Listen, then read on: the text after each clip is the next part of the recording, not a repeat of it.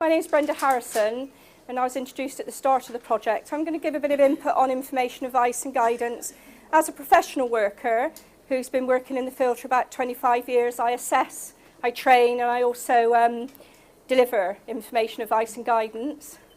In a variety of settings, been in prisons, not personally, but been in prisons delivering IAG, been in community settings, colleges, schools, special schools. So I have a lot of experience of actual delivery and delivery to this group. I also have had depression, and I also have a daughter who suffers from mild depression. So I understand mental health from a personal perspective and as a practitioner. So I think the point Catherine made at the start about we all have this within us, and we all have some level of mental well-being issue within us at some point in our lives. And so the approach I'm going to share with you is an approach that I use in my work, and also an approach that hopefully will help you to think about information, advice and guidance in a slightly different way. What I want to start with is what we've talked about this morning a bit, and I've heard a lot in the room, and that's about change. Have any of you seen this change curve before? You have?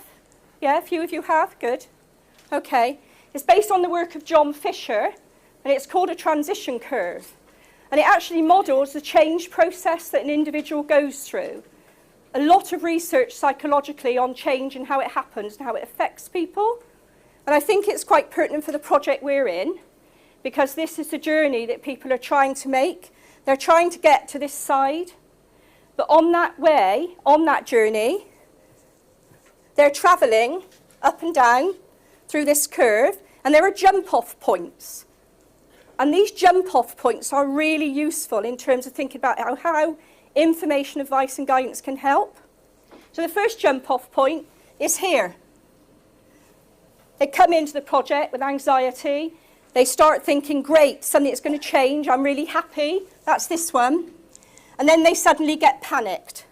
This is bigger than I thought it was going to be. This is quite scary. That's an intervention point, because unless you intervene then, you're going to lose them to the project. You're going to lose them to the learning if you allow that anxiety to grow. If you get that intervention point there, they'll continue. And there's another jump-off point here. That's the point at which they start to feel a bit disillusioned, start to lose energy. And what you're trying to get them to do is push them up the other side of that curve through intervention, help and support. If they can get the other side of that curve, then that's the point you can move them forward. And research shows that action planning, formal action planning, doesn't actually work until you get to about this point. Because until you get to this point, they cannot really take on board formal actions and sign up to them. So it's important that all the support and all the IAG comes before this to get them to the point where they might actually be ready to make change. So what I wanted to build on with that diagram really was some of the things we talked about this morning, which was about conversations, how you talk to people going through change. And what I wanted to share with you is solution-focused approaches. Have any of you heard that term?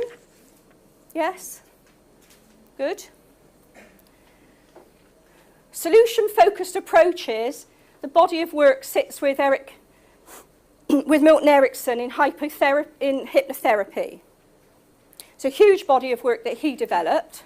After him came people that worked in family therapy, social services, Steve DeShazer and Izu Kimberg. You look up on the internet, you'll see lots of stuff from them. In the 1970s, they developed Erickson's work, and they thought, why hypnotize somebody when you might be able to do it through a change in the way you talk to them or your conversation that you have with them.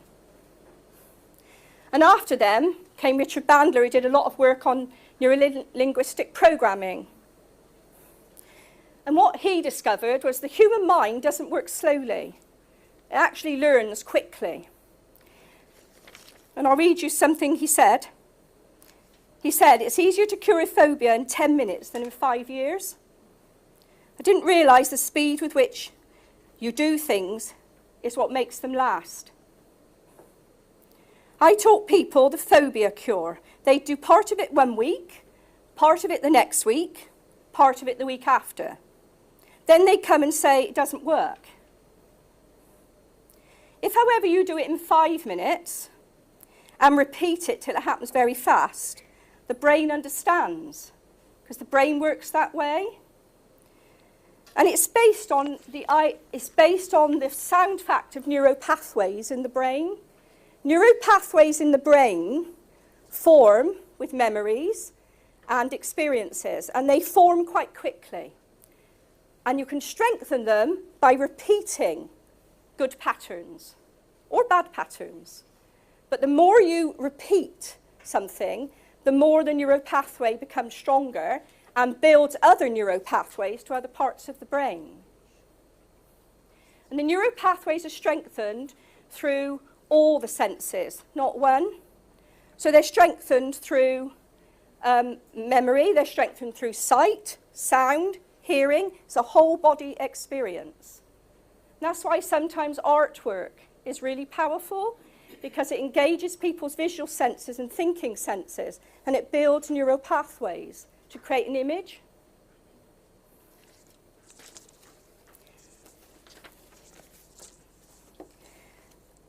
Okay. Now, solution-focused conversations are about tomorrow. They're conversations about change.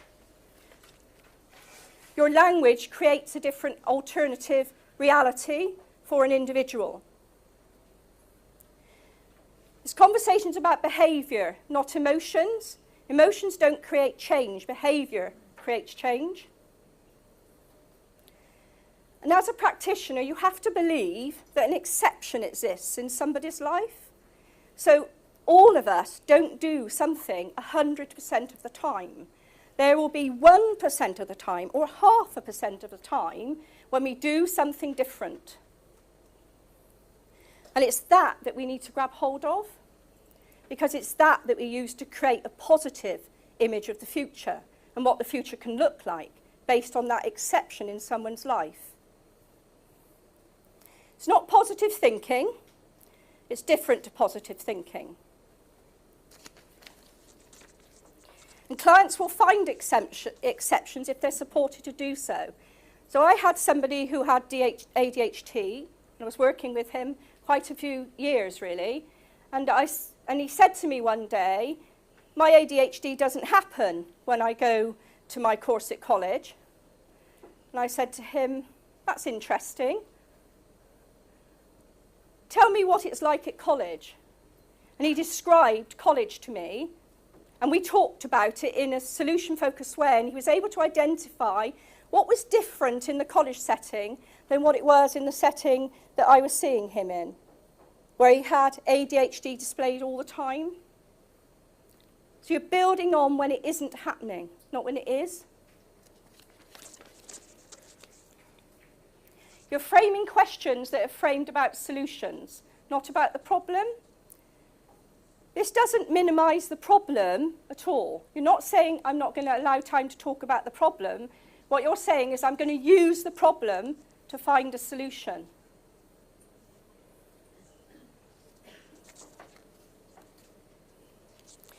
And your biggest advantage as a practitioner, and this was raised this morning, is curiosity. Being really curious about every single snippet of information given to you by an individual.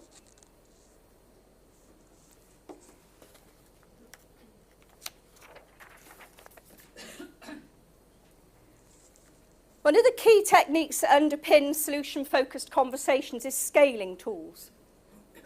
You'll use this in your work in a range of settings. So on a scale of 1 to 5, how do you feel about this course? You use that all the time? Now, what I've become interested in is how we use the mental health questionnaire as a scaling tool, because that's what it is, actually. It's a scaling tool. Every one of those questions are scaled on a scale of sometimes, always. There's a scale there. What I've become interested in is How can we use the scaling tool in a solution-focused conversation way? Not to talk about the problem, but to identify the exceptions, and therefore to identify the inner and external resources that an individual possesses to overcome the problem they have.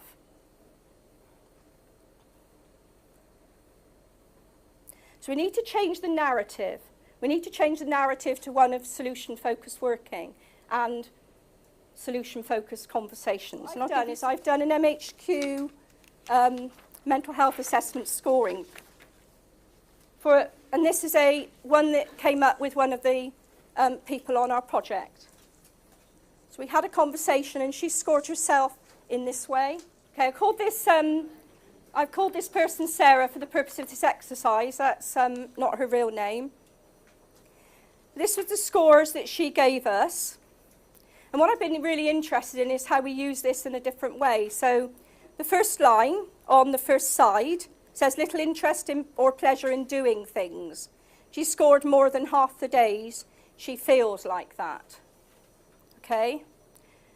So my question to her was, okay, so more than half the days you feel like that.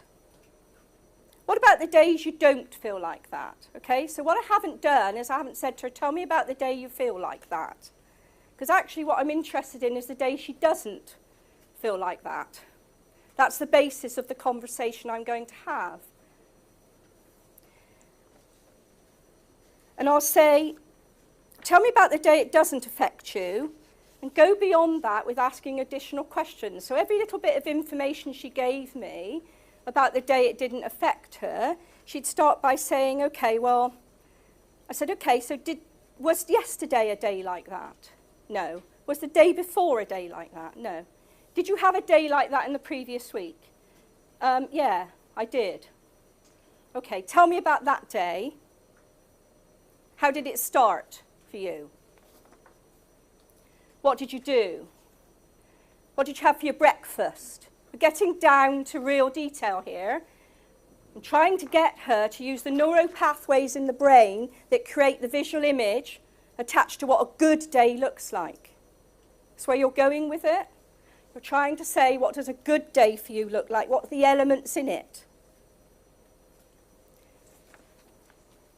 And each time you get to a little snippet of information, you record it. Okay? Now that recording can be done by you, can be done by them, can be done creatively. And that's a really nice exercise. Because what you're doing then is you're creating an image of a good start to a day. Or, let's take another question, feeling tired or having little energy. A time when they have energy and they don't feel so tired. What does that look like? Trouble concentrating on things. Several days she feels like that.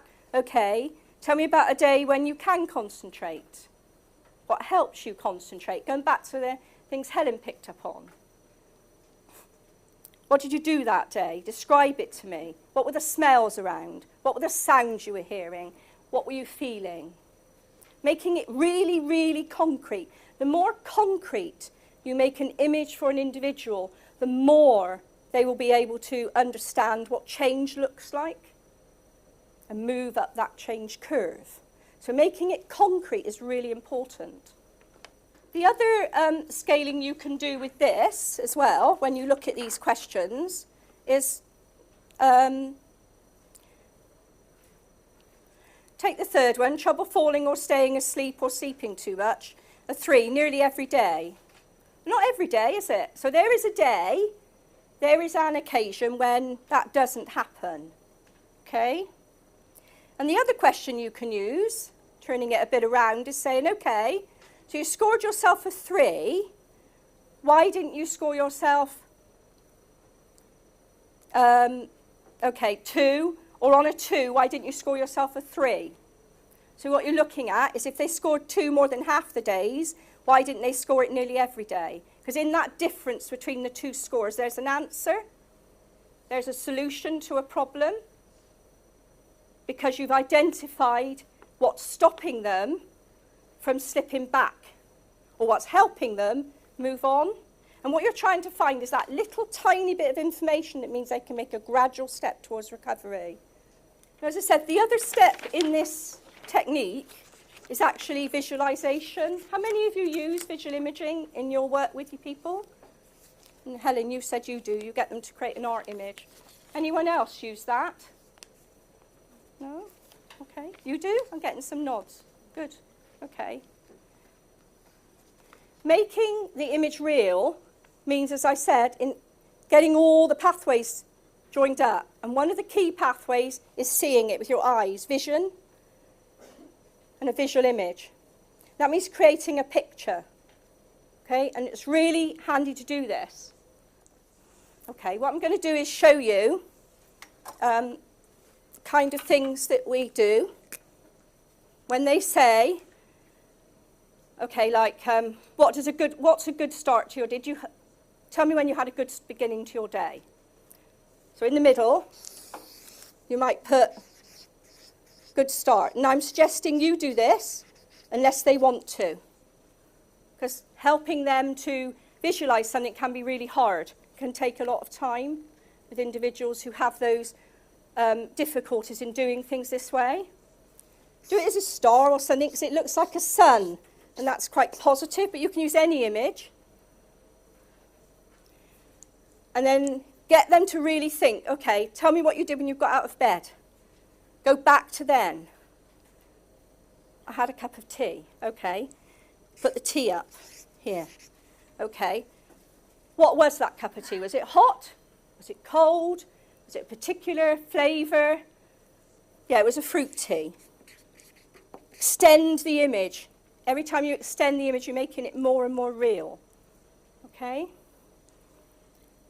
What else did you do when you got out? I had breakfast. Because what you might find is when it's a bad day, they don't do one or two or even all of these things. And so when you're helping them to recover, you're trying to understand what the good things are, and you're trying to encourage them to do maybe one of those things. Not all of them, but maybe one of them. So they had breakfast. What did you have for breakfast? I had so-and-so. Okay, what did it smell like? What did it taste like? Making it real. And you go on round here, okay?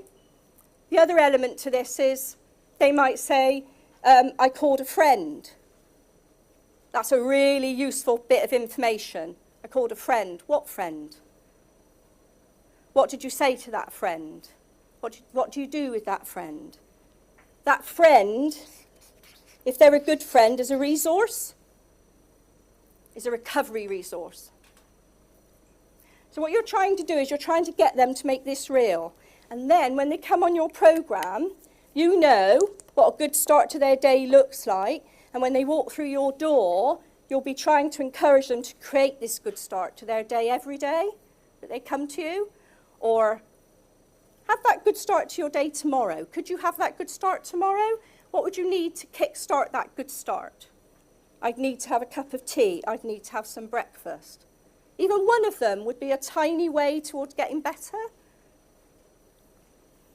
So visual imagery and how you do it matters. And it's important for people to get their concepts in their head very real. So think about what skill sets you need to ask solution-focused questions. There are different questions that you might be asking. You might be asking people how they feel about their problem. You might be asking them to explain their problem to you. Try and turn it around. Try and think about what other questions could I ask that would make this problem look different. Does anyone feel brave enough to extend a question with a solution-focused conversation? Anyone willing to have a go? So if I give you a piece of paper, I'm going to pick on Joe, because I know Joe. Okay.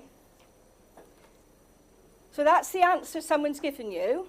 So they've said on the start of their day they might play some music. Okay? You could leave it there, couldn't you? I might play some music. What's the question you could ask? Yeah. What music?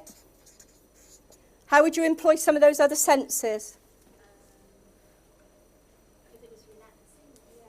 Was it relaxing? Yeah, so you're trying to get at emotions and feelings here. Yeah? How does it make you feel? Instead of saying how does it make you feel, try saying how did it make you feel, because that's real. Right? Don't try and be asking about a future, ask about today. Yeah? How did it make you feel?